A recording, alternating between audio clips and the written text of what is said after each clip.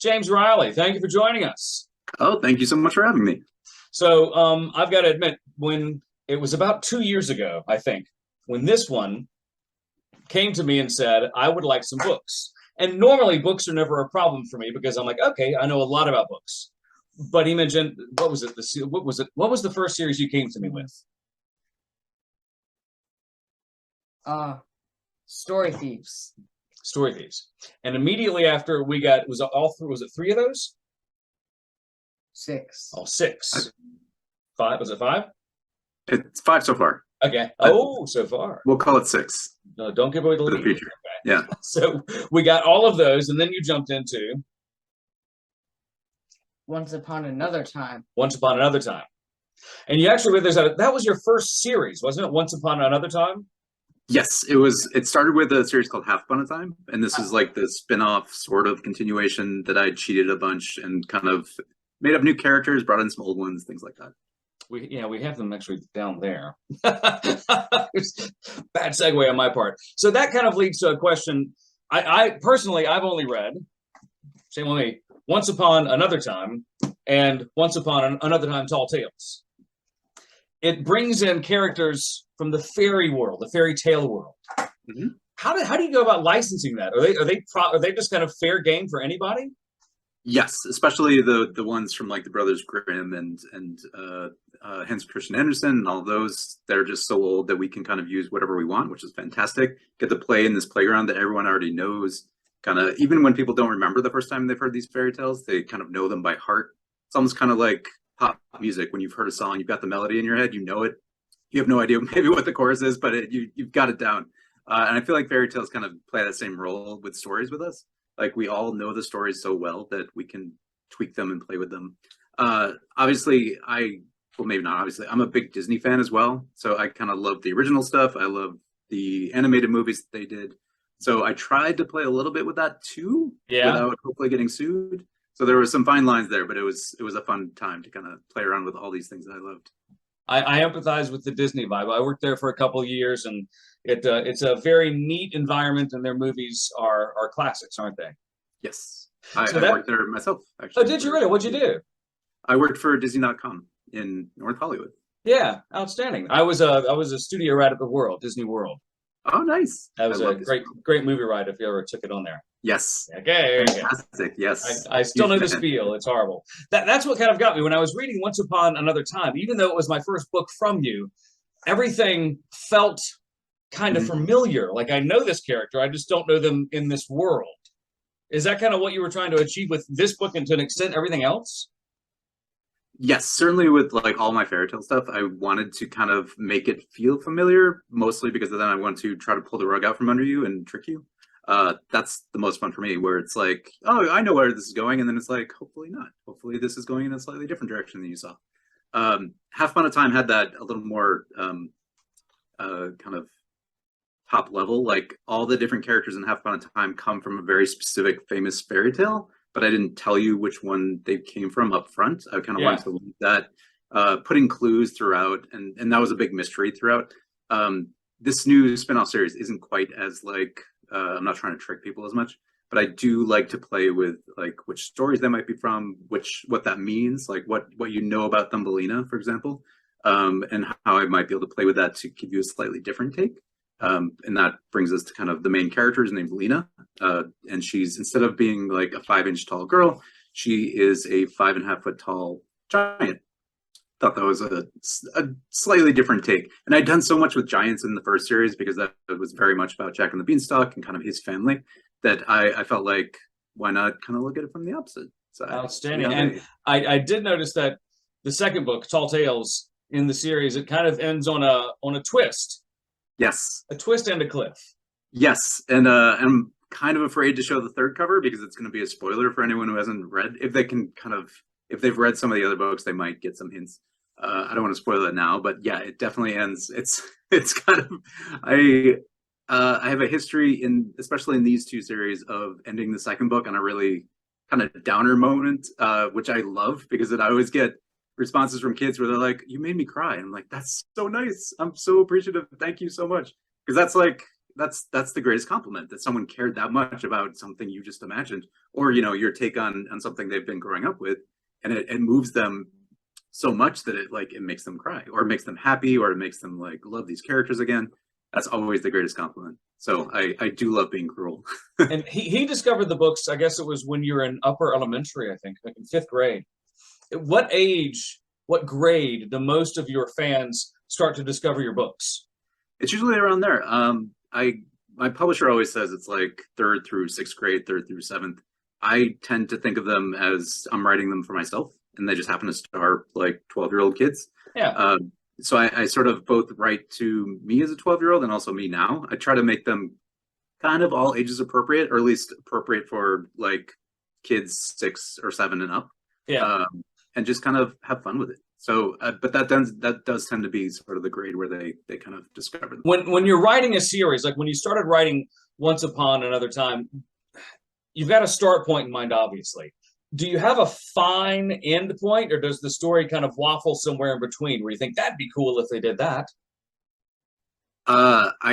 Whenever I go to schools, I tell kids that I always plot out the whole series before I start. I use the analogy of like, if I'm going to go on a road trip, I like to know where I'm going to go, even if I find interesting places to stop along the way. Like you can take a side trip to the Grand Canyon, but you're probably still heading across the country, something like that. So that was how I started with this book, but this series, but it actually changed a lot more than my others, because I sort of, as I got back into writing fairy tales, a bunch of different ideas kind of popped into my head. It had a very specific route that I wanted to take it, and it's still kind of heading in that same direction, but I did play around a little bit with some of the secrets and stuff, Okay. which I don't want to spoil. Rightfully. So do you have like, and we're 2 books into this series now. Do you know exactly how many books it'll be, or it ever gets to be such a tangent where it's going to extend it? It's definitely going to be 3, or Okay. I'm very much writing an ending to it, so I hope it's going to be 3. But yes, and that was always the plan. I felt like it had a nice symmetry because the first series was 3. My other series tend to be a little longer, and they were 5 books each, but I figured this was a nice way to kind of bookend the other series. So yeah, I've always kind of planned on just doing 3. I'm finishing up book 3 right now, so I'm kind of leaving space, and I like to do this with my other series too. I like to kind of leave readers thinking that the adventures are still continuing, the characters are going to keep going on and having more fun. So I do always kind of put in a little bit extra where I could go back to it if I wanted to. So I will kind of leave it open again, but that's the plan, just 3. I think that was the next Santa Claus movie, The Escape Clause. We love those films. So to that end, I know that The Revenge of Magic has been the movie rights have been sold. They've unfortunately reverted back to me, which I guess is pretty common, considering how few kind of movies end up getting made of books. But yeah, it was really exciting for it to happen, and I got some fun calls talking about like the most interesting, strange calls where I had a producer be like, "You destroyed the school in the first book, and if we're going to make a movie of that, we don't tend to like to destroy schools. We like to use those sets again. Yeah. So maybe stop destroying so much." And I was like, "I can probably do that. I'll destroy other things. That's fine. Just not like major sets." Yeah. So that was just a blast to kind of experience that for a little bit. And unfortunately, it didn't go anywhere. But like, it was definitely fun just to kind of imagine. That's cool. One thing, and if you want to chime in here, because you've read more of his work than I have. In reading the 2 books that I've read from you, they're very detailed. They're good for middle grade audiences, but they twist so hard. They're books that if you're used to not paying full attention to the plot or to every page, you'll miss something. And I guess that's a very indirect way of saying they're very intelligent books that are written for upper elementary school through middle school. Do you intend to write them that way, or do your creative juices just get cranking? I actually think I tend to overcomplicate. That's something I've always been trying to work on. I tend to kind of delve into these plots and make them so complicated that I don't know. It's just something that appeals to my imagination in some way. So I always find myself like pulling back and being like, doesn't need to be this complicated. You can settle down a little bit, James. Like just calm down, just pull everything back a little bit. You don't need that many twists. So the versions you end up seeing are slightly modified to be less detailed and less sort of twisty and turny, unfortunately or fortunately, depending on your view. But yeah, I mean, that's the kind of stuff I love to read. I love like getting clues. I love mysteries. I love so many genres. That was one thing that I loved about writing Story Thieves, is that each book in the series was a different genre. So Yeah, I got to play around with mysteries in the second one. comic But books. yeah, I love that kind of thing where you have to not necessarily like figure it out before the detective in the story, but you're getting the clues at the same time. So I kind of like doing that too. I like leaving mysteries in my books, mysteries in the series, so that you get clues in the first book and the second, maybe find out what happens in the third. Yeah, it's I will never try to trick anybody deliberately so that they couldn't figure it out. I also don't want people bored, so I Yeah. always try to like find that fine line. And to that end, when you were a kid growing up, what did you read to make you a reader? Was there a series or a genre? Yeah, I I grew up in the 80s and there were a bunch of different books that I loved. I have no idea how many of them are still in print. There was a series called The Great Brain about a boy whose older brother was a con artist, and Yeah. basically he got pulled into all of his brother's schemes and everything, and I loved that series. There was a fantasy series called The Chronicles of Prydain, which I loved. It was sort of a take on Welsh fairy tales, but not exactly. And it was about an assistant pig keeper whose pig could tell the future, and so the big bad guy in the world wants to capture the pig, and both adventure and hilarity kind of ensues. That's still one of my favorite series and one I always cool. recommend. It's so good. And then I was also just reading a lot of fantasy and like science fiction. There weren't quite as many children's books out when I was a kid. No, there weren't, because we're of the same vintage. So I was a little more on the horror scheme, the comic book and Yes. horror side. I read a lot of Stephen King, a lot of Clive Barker, mainly in that realm. Yeah. I was definitely I'm seeing all your comics. I am a huge comic fan, and I actually managed a comic store for 2 years before I got into writing. Yeah. But horror I cannot do because my imagination is just way too overactive. I saw Poltergeist when I was 5, and I had nightmares for a solid week. I didn't sleep. I kept just staring at the wall, expecting it to open up and eat me. So yeah, I realized early on that I can't. And I wish I could. I love the idea of horror. Yeah. And I like to watch it, and then I suffer.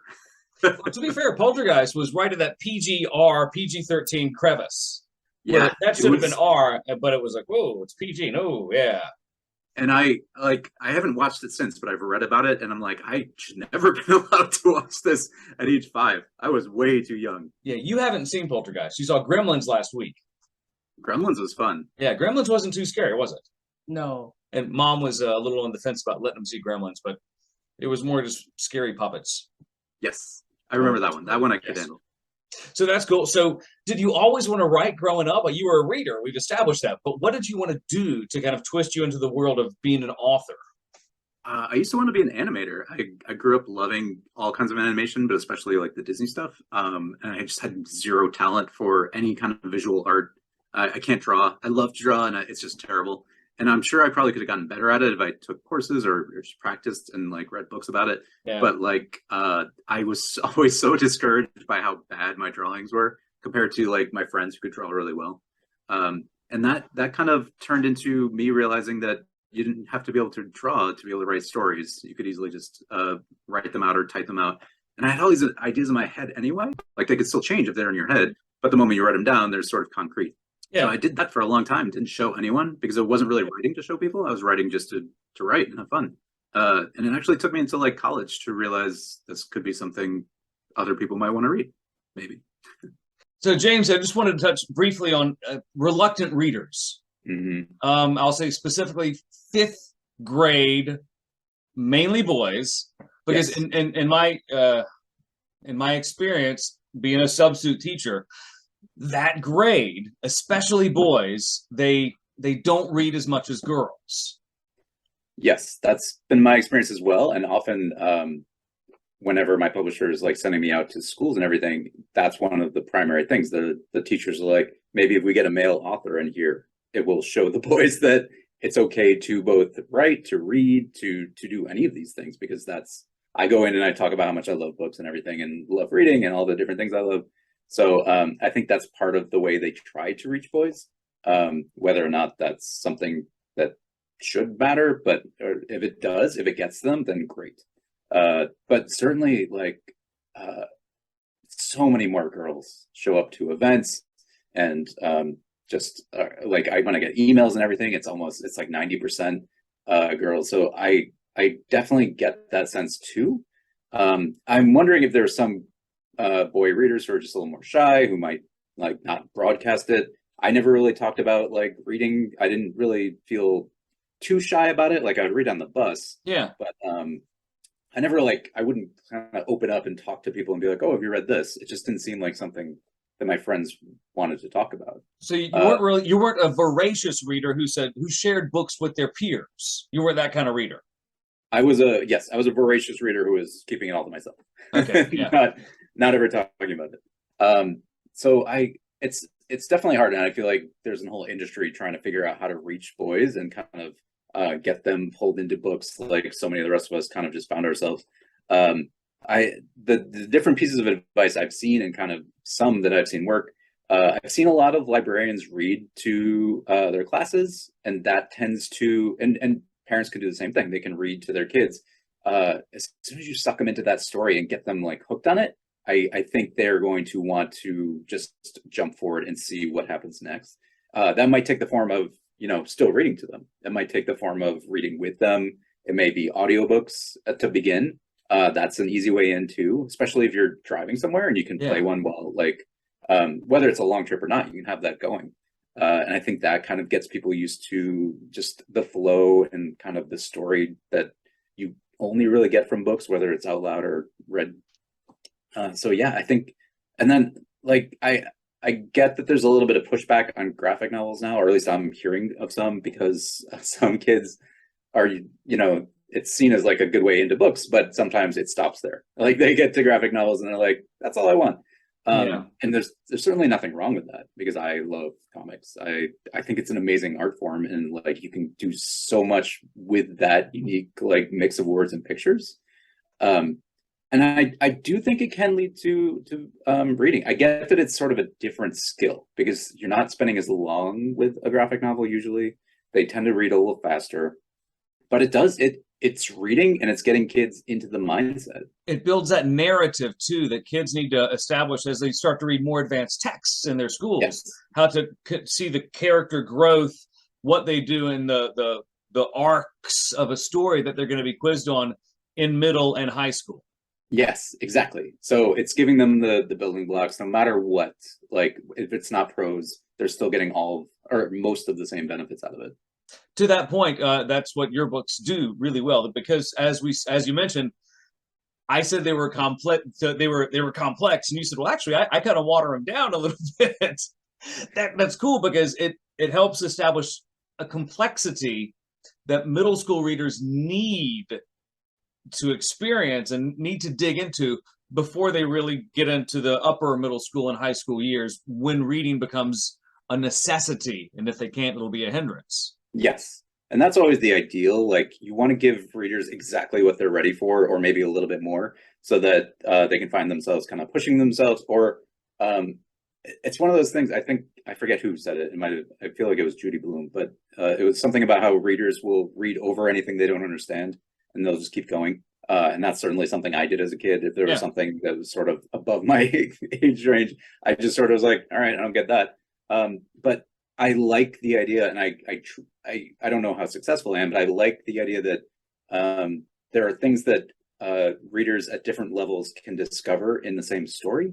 And so I try to do that myself. Like you can dig deeper, you can read into things that have a surface level meaning, and then also have a subtextual level meaning, and they can get so much more out of that depending on their reading level and their sort of age. So I love doing that. When I say I simplify it, it's mostly because I'm just delighted with the plot getting more and more complicated and finding how deep I can go. And then like probably a little too much now, just for understanding at this point.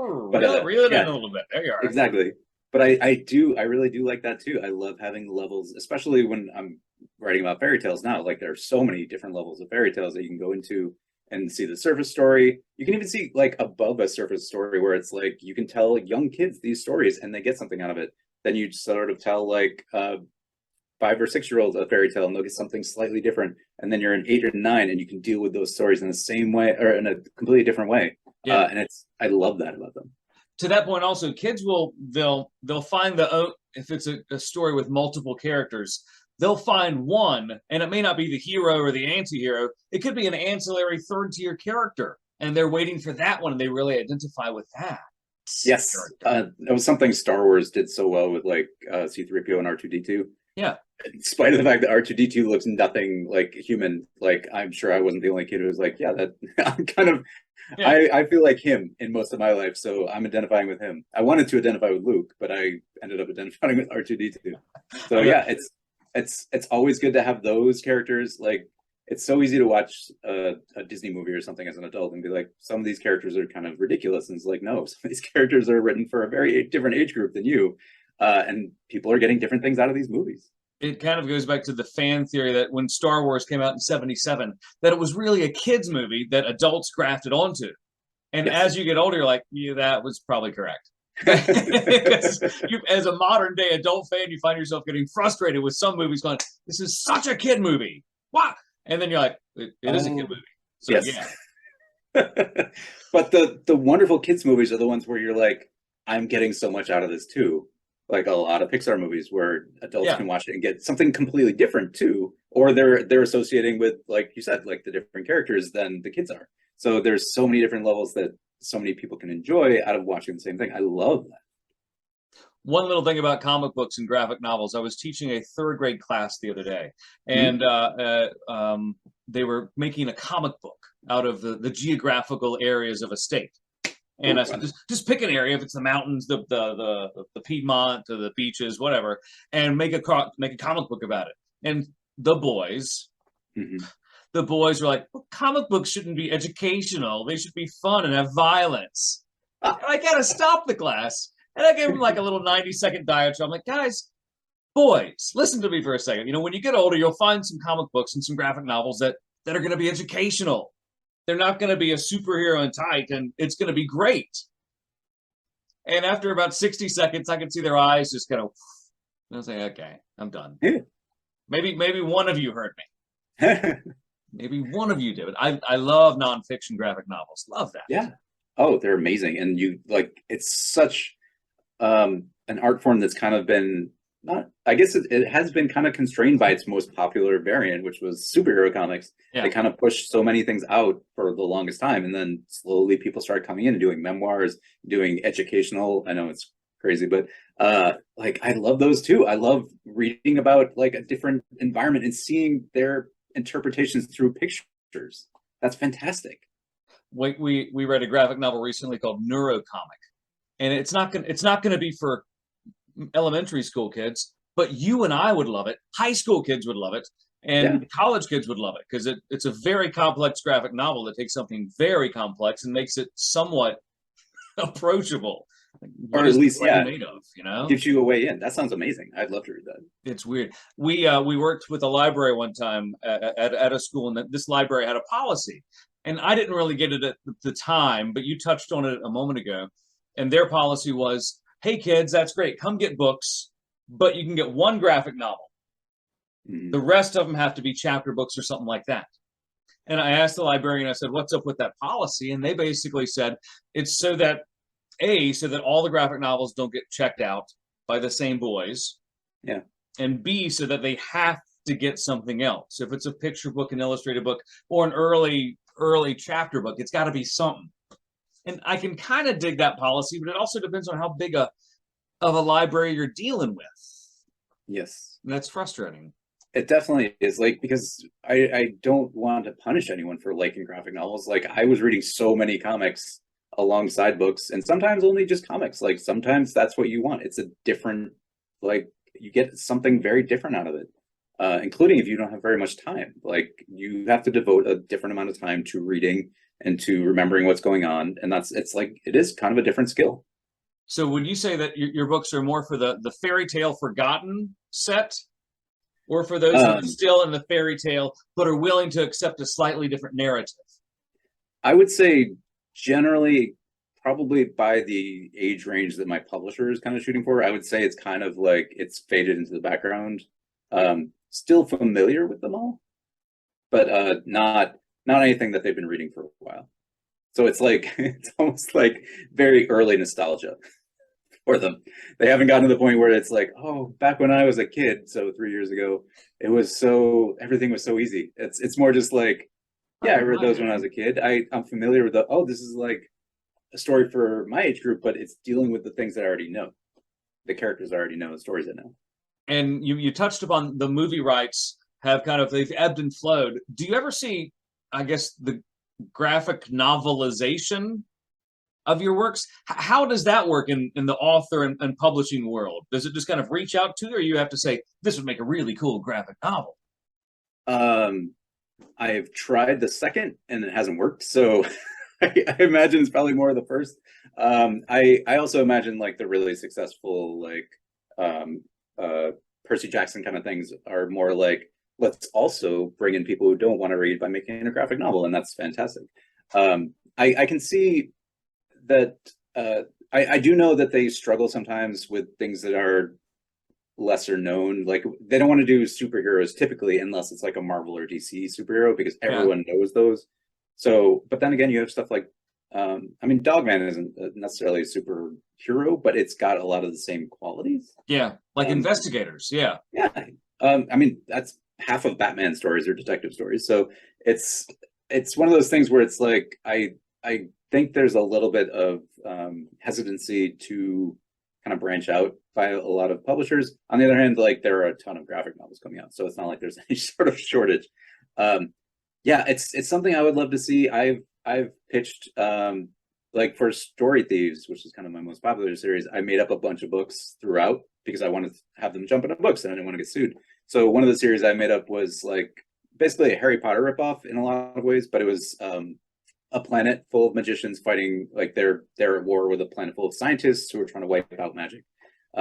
So I was like, that would be a fun graphic novel series, the like the made up books, if they ever wanted to do something like that. And there was like, it was something they considered for a while, and then sort of things just kind of petered out. But that sounds so fun to me. I would love to write. I would love to script a comic, just for fun, because I've read so many, and I've always been fascinated by that. So I've read so many like sample scripts and everything, from like between like just the most like gratuitous superhero stuff to like Sandman or any of the other kind of like Neil Gaiman stuff. Those scripts are always amazing to read. Alan Moore has scripts like they're novels. Like he will write an entire page for one panel. And it's fascinating. You can learn so much, and it would never be something I would do, but it's amazing to see the process. So that always sounded like a ton of fun to me. Wow, that's cool. I've read only a couple of scripts, and kind of like a play. It wasn't as enjoyable because I couldn't latch onto the story, the creative process. You know, I like seeing the end product. I'm like, oh, I get it now. Now I get it. Whenever they do like behind the scenes kind of thing, so you see the process and you can see the script, and then you see preliminaries, and then like inked or like sketched out and drawn and inked. That I love, because I think I mentioned I am terrible at anything visual. So watching someone actually take words and turn them into amazing visual pieces of art it blows my mind every time, and I love watching it. So that's part of my fascination, just seeing how people's minds work. I can totally dig that. We read a large, almost a reference book of sorts about anime. The Man Who Leapt Through Film. It's about Mamoru Hosoda, famous anime director. And it detailed his creative process and how he wrestles with all of them. It's neat to see that from a large kind of viewpoint like that, as opposed to a macro. Here's the plot kind of thing, or here's the script. Yes. Okay, now I can get it as a creative process, you know? And it's also such a collaborative process in so many ways that prose is as well, because you're dealing with your editors, and in a lot of ways you're dealing with your fans and readers who are giving you feedback and everything. But like to have that direct collaboration with someone who's literally drawing your words. And sometimes it might be like more spelled out. Other times it might be like, here's a fight scene, go nuts, or just anything in between. It's got to be just an amazing process. And I'm sure there are times where it doesn't quite click, or then you also see the people like, I'm going to work with them forever because we're just like so in sync. So every part of that is fascinating to me. You speak about process. You've got book 3 that you're putting the bow on now that you wouldn't share the cover with because it would give spoilers, which I can Yes. totally appreciate. After book 3, is there a process or I guess would I call it a grieving for the trilogy or a process of celebration for the next project? What happens in your head? In my head, I started thinking about what I was going to write next, probably around when book 1 was finished. And it was kind of like I have too many ideas anyway, and I'm always kind of, if I'm daydreaming about anything, like if I'm not thinking about a story in particular, I'm probably kind of coming up with ridiculous ideas for books, and most of them really are just unworkable. They would never work.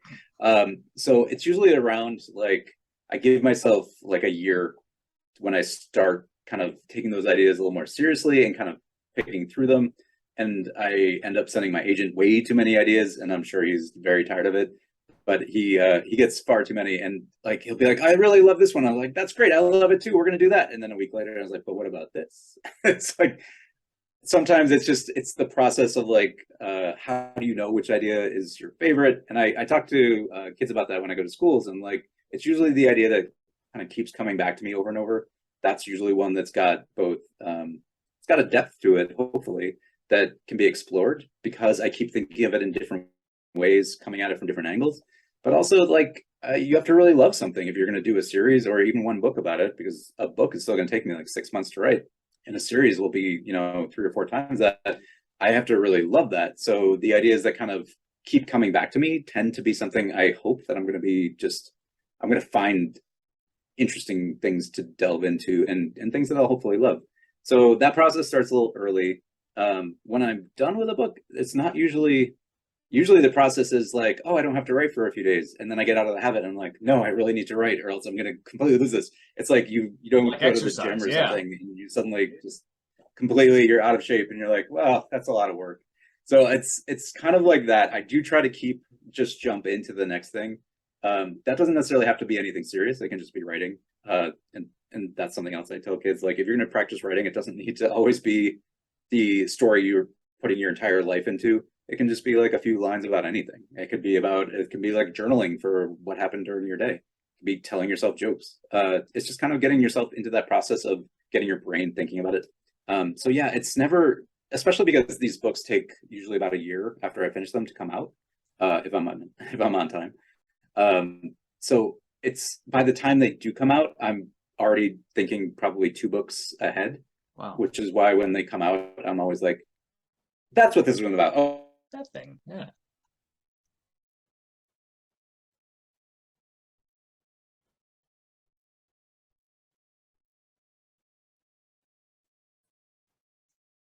did I lose you for a second? Just for a second. Okay. But it's not unstable. I checked your speed. Don't give me that message. We are rocking at 15 BTS. It sounds like a Nice. bad Korean band. So, okay. Did you get that? Well, I don't. Okay. We got the tail end of it. Where you said basically, once a book is finished, there's a year lapse when you don't see it, and then suddenly it reappears when it's released, and it's Yes. like, oh, there's my friend who I created. Yes, Go and do your thing. I can speak about that again. But so yeah, I kind of have to move on before, and it's just a natural thing. It does make it interesting when I'm like talking about books and then naturally go to spoil something and like a book I wrote already and I'm on a third one or whatever.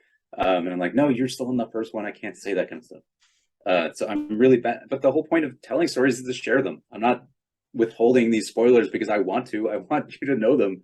I want everyone to know what the story is. So it's always tough. But yeah, there's less of a mourning process and more of a, I've been thinking about this idea for a year now, and now I get to write it. And then it's like, oh, now I have to write it. Oh, now this is hard. So when it's in the idea process, it's always so pure and golden in your head, and like everything's perfect. And then you're like, oh, now I have to put this into words. So it can be hard, but it is fun to kind of jump into that new thing and plot it out and see how it's all going to go. And because there's still like an element, if I'm just plotting and outlining, it's not quite the same as putting it down into a first draft, so it feels real. So it's still like, oh, I could do anything still. So yeah, I go through that process every time, and it's always I always have to go through the same thing. It's like, this is terrible. No one's going to want to read this, and it's like, all right, it's just the first draft. It's okay. You're going to edit it many, many, many times. It's all going to be fine. That leads to many parallels and possible metaphors of parenting, where parents could think the same thing about, oh my goodness, I thought my child, blah, blah, blah. And then it turns out that happens. Yes. So the book, the second one of the series, Twice Upon a Time, I'm going from memory. Why, and it's not even in front of me. Why, in theory, closing remarks, James Riley. Yes. Why would a fifth grade youth want to read this book?